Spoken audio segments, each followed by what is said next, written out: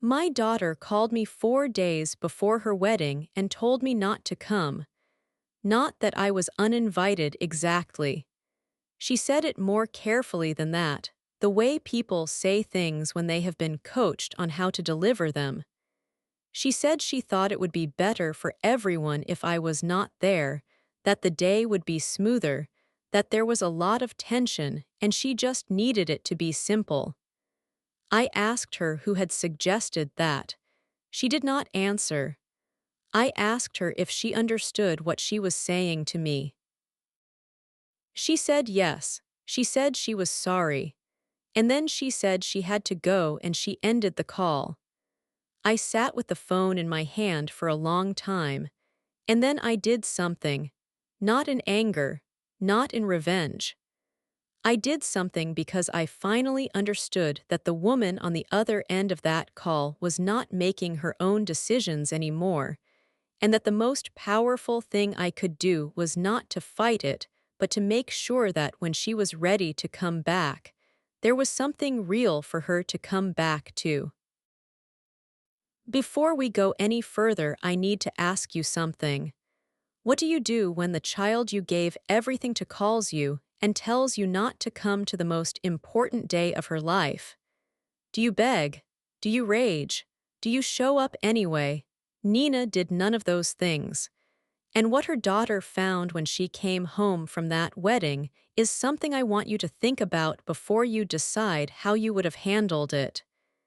Stay here. Tell me in the comments, what hurts more, being told not to come or understanding why she said it?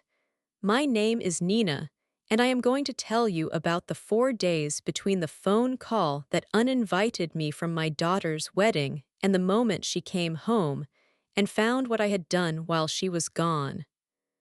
I want to start by telling you about my daughter, because she is the center of this story, and I need you to understand her the way I understand her before you hear what happened. Her name is Lena. She is 32 years old. She has her father's eyes and my stubbornness, which I say with love because stubbornness in a woman is not a flaw. It is a resource, and for most of her life she had used it well. She was sharp and funny, and she had a way of walking into a room and finding the most interesting person in it within 10 minutes. She was a social worker for 6 years, and then she moved into community outreach, and she cared about the work she did in the specific way that people care when the work is connected to something they actually believe in. I raised Lena mostly alone. Her father and I separated when she was 7, and he was present but not primary. Present in the way that some fathers are present, at holidays and birthdays and the important occasions, but not in the daily texture of a life. I was the daily texture.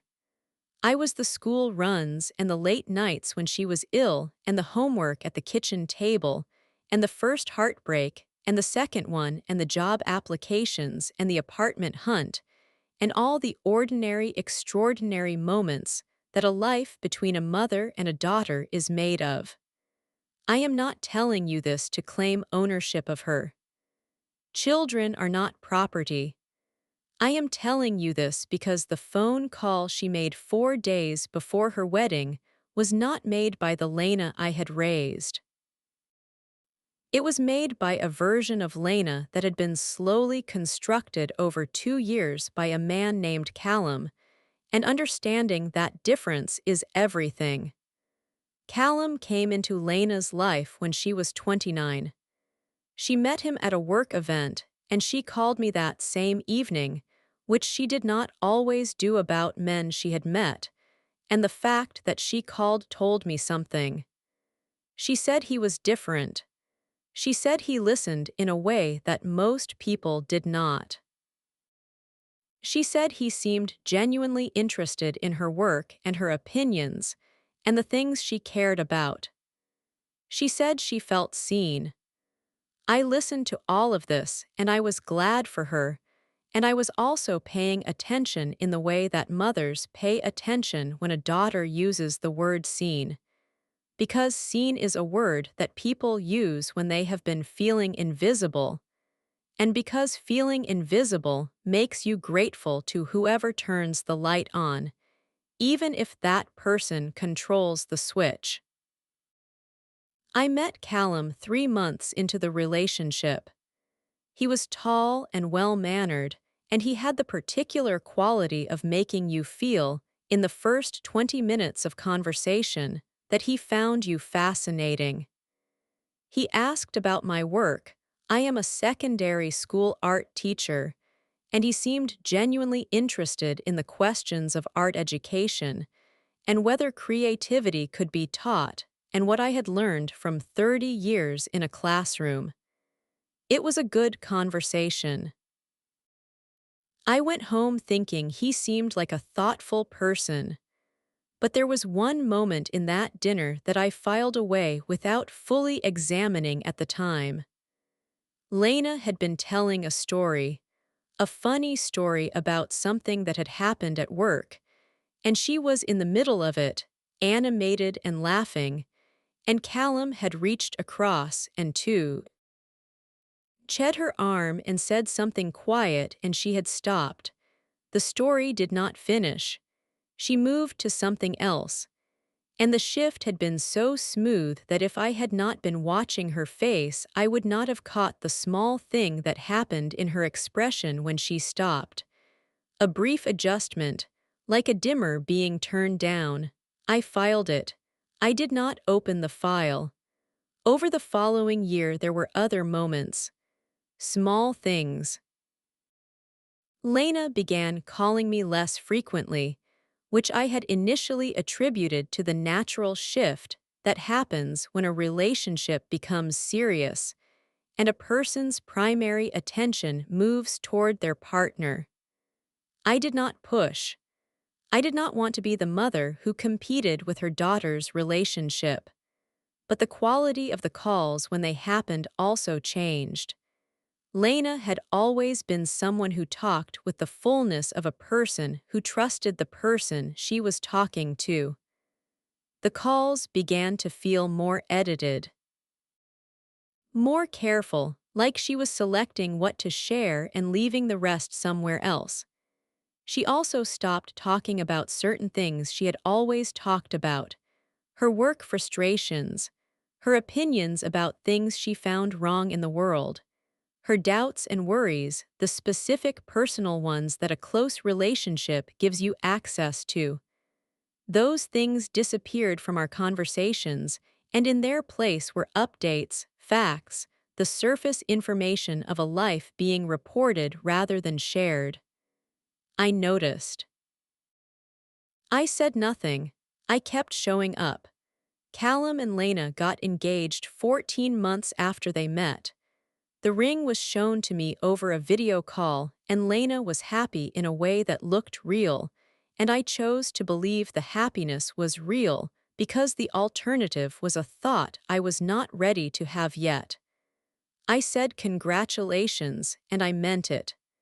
The wedding planning began, and that was when the edges of things became harder to ignore. I was not included in the planning in the way that a mother is typically included. I understand that every couple does things differently and that some daughters plan their weddings primarily with their partners and their friend groups, and that is entirely valid. But Lena had always been someone who included me, not in a dependent way, in the way of a person who genuinely wanted to share things with her mother. The exclusion from the wedding planning did not feel like independence. It felt like management. I was told the venue after it was booked. I was told the date after it was set. When I offered to help with anything, I was told that things were under control and that I should not worry. When I asked about the guest list, I was given a vague answer about keeping it small.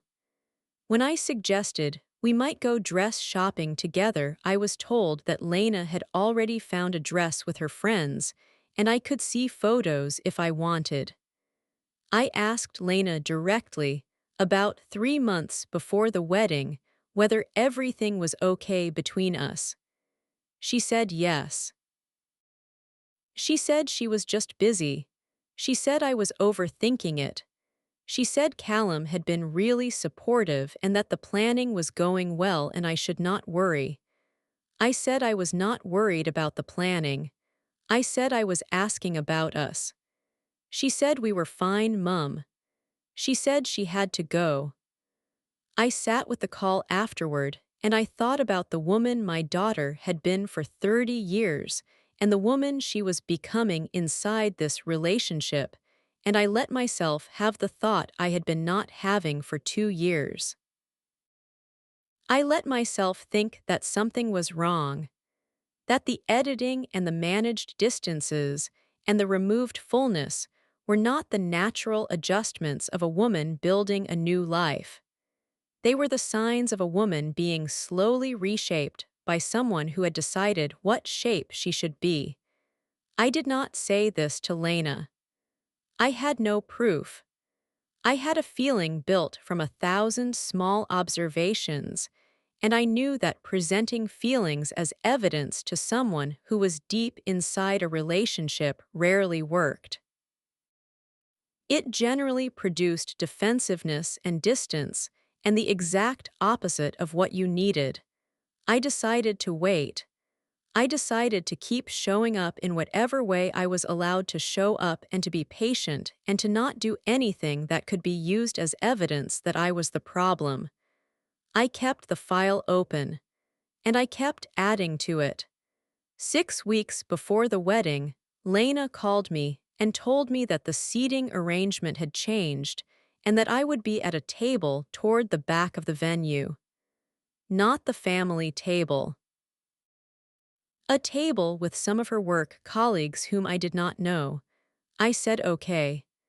I noticed the way she explained it quickly and without full eye contact through the video call, the way people explain things they know are not right but have agreed to anyway. I said, "Is this what you want, Lena?" She said it was what made sense for the layout. I said that was not what I asked. She said, "Mum, please don't make this difficult." I said okay. I was not okay, but I said it. 4 weeks before the wedding, I received a call from Lena's oldest friend, a woman named Petra W. Ho had known Lena since they were 11 years old. Petra and I had always liked each other, and we had maintained a warm if not frequent contact over the years.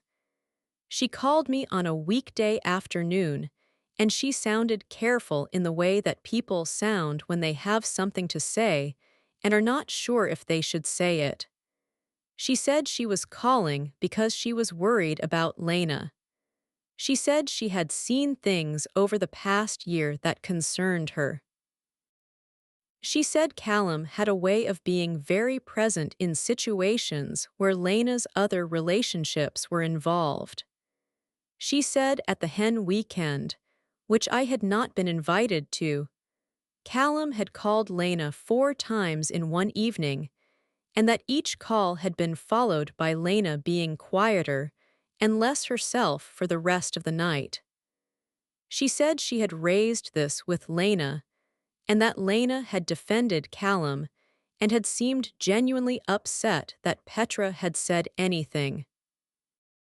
She said she did not know what to do with what she had seen, and she was telling me because she thought I should know. I thanked her. I asked her to stay close to Lena in whatever way Lena would allow. She said she would try. She said she was also not invited to the wedding, which was a small, intimate ceremony. Callum had decided it was better that way. I filed that too. The call that uninvited me came 4 days before the wedding. I have already told you what Lena said. What I have not told you is what happened immediately after I put the phone down. I sat in my kitchen for a while and I let myself feel what I felt, which was a grief that was very specific. Not the grief of a rejected mother, though that was there. The grief of watching a person you love be made smaller, piece by piece, and knowing that they cannot see it happening from the inside. The grief of understanding that the most loving thing you can do is not to fight the immediate battle, but to hold the ground that will matter when the immediate battle is over.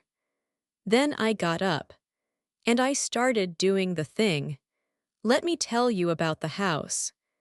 Lena had lived in her flat for 4 years before she met Callum. It was a rented flat on the 3rd floor of a building near her work, small but well located, and she had made it comfortable with the particular taste she had always had for things that were functional and also beautiful. When she and Callum got serious, she had moved into his house, which was larger and in a different part of the city. The flat had been sublet to a friend of hers for 18 months. The friend's sublet was ending. The friend was moving out the week before the wedding. Lena had told me this in passing a month ago, not as something significant, just as a piece of logistics in the busy weeks before the ceremony. I had not said much when she mentioned it, but I had thought about it since. On the day of my daughter's wedding, I drove to the storage unit where Lena's things were kept, the things she had not taken to Callum's house. The furniture from her flat that had been put in storage when she moved in with him, which she had mentioned once and then not mentioned again.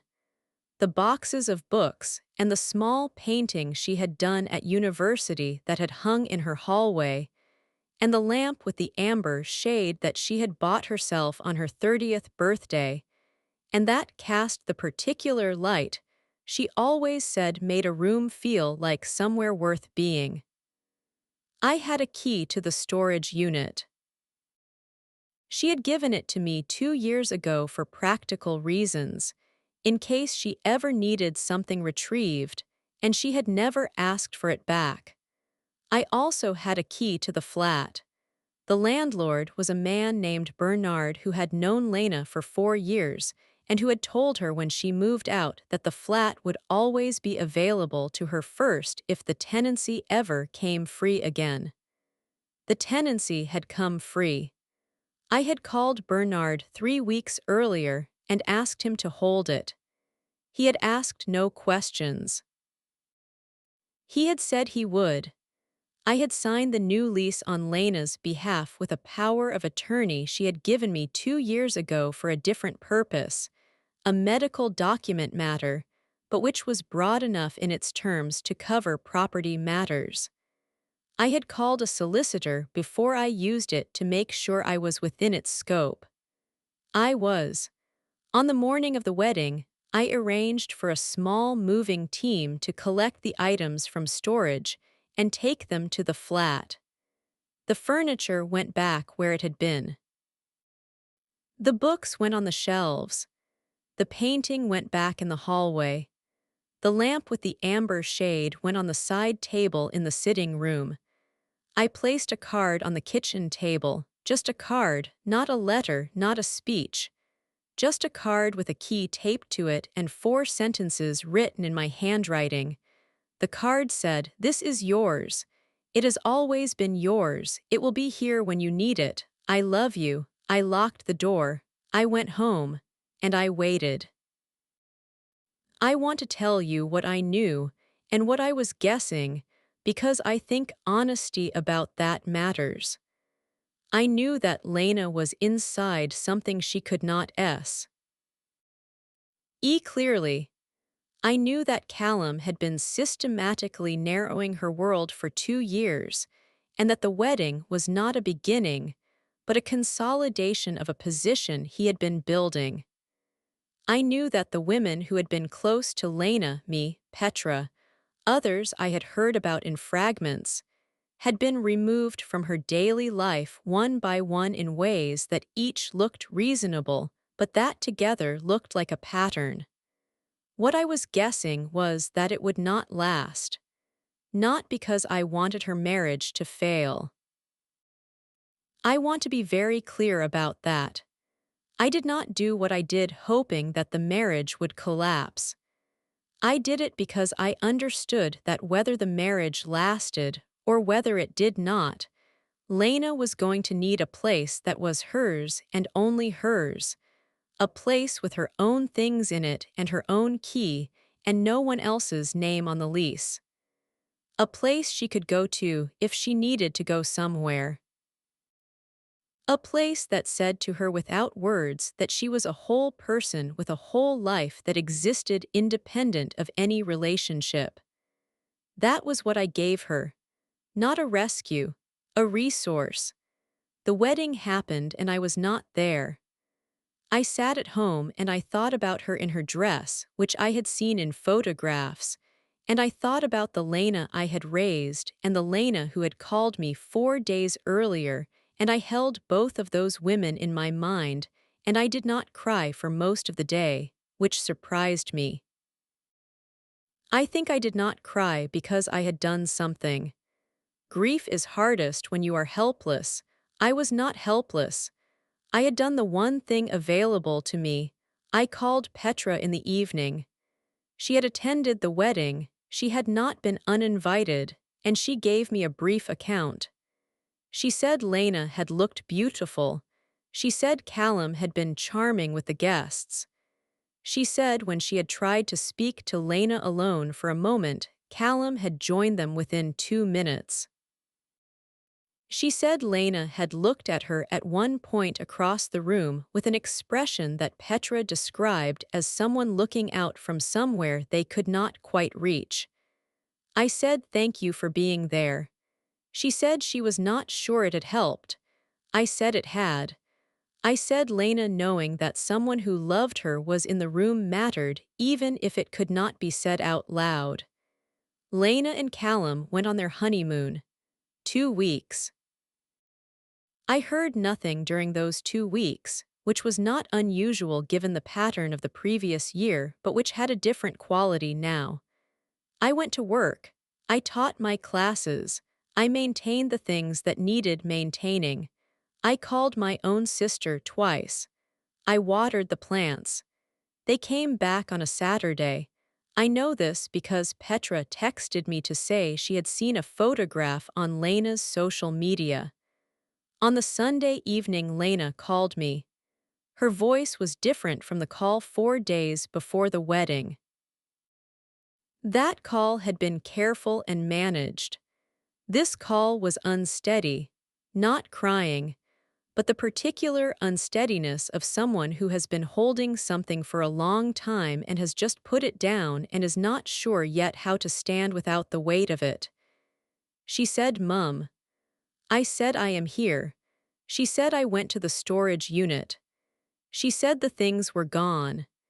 She said she had panicked for a moment, and then she had called Bernard, and he had told her about the flat, and she had driven there. She said she had walked in and her things were there. She said she had sat down on the floor in the sitting room for a long time. I said, "I know." She said, "How did you know I would need it?" I said I did not know. I said I hoped you would not. I said I made sure it was there in case. She was quiet for a moment. Then she said something that I am not going to tell you fully because it was between her and me and it belongs to us. But I will tell you that it was the most honest thing she had said to me in 2 years, and that it told me the version of Lena I had been missing had not gone anywhere. She had been there the whole time, inside the managed, careful, edited version, waiting. I said I was not going to ask her to make any decisions. I said the flat was hers for as long as she needed it, and she did not have to do anything with that right now except know it was there. I said I loved her. I said that had never been complicated and was never going to be. She said she loved me too. I will not tell you that the call resolved everything, because it did not.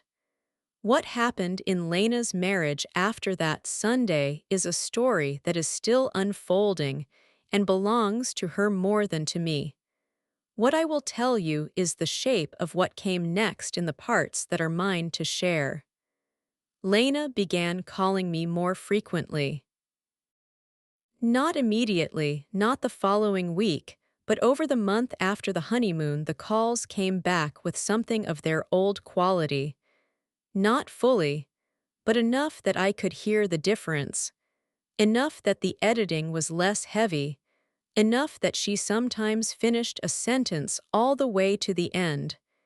She went to the flat twice in the first month. She told me this. She did not tell me why and I did not ask. She had a key and the flat was hers and what she did there was her business. I was simply glad that she was going. Petra called me about 6 weeks after the wedding. She said she had had a proper conversation with Lena for the first time in over a year. She said Lena had called her. She said the conversation had been the old Lena, imperfect and uncertain and fully present, and Petra had cried after it. I said I had too when I heard that. Callum came to see me. This I had not expected.